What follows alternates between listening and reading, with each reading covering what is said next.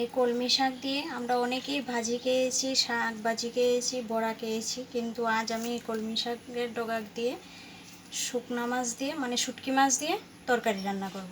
দেখতে থাকুন পুরো ভিডিওটাকে। এই কচি আগাগুলিকে নিয়ে এভাবে টুকরো টুকরো করে কেটে নেব। তরকারিটার জন্য এখানে আলুগুলো এভাবে চটি চটি করে কেটে রেখেছি, কাঁঠাল বীজ খোসা ছাড়িয়ে এভাবে কেটে রেখেছি। এখানে চাল কুমড়ো, ঝিঙে।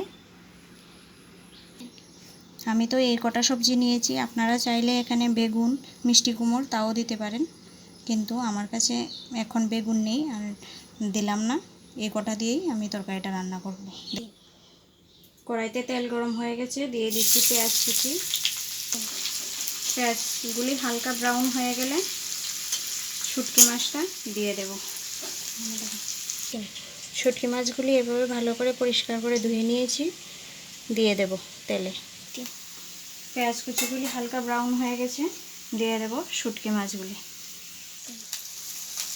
শুটকি মাছগুলি দিয়ে দিলাম। এবার শুটকি মাছগুলি ভেজে নেব।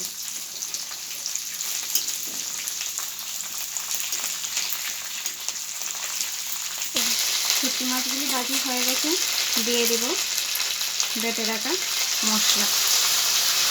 এখানে শুকনো লঙ্কা, পেঁয়াজ, রসুন একসাথে বেটে নিয়েছি।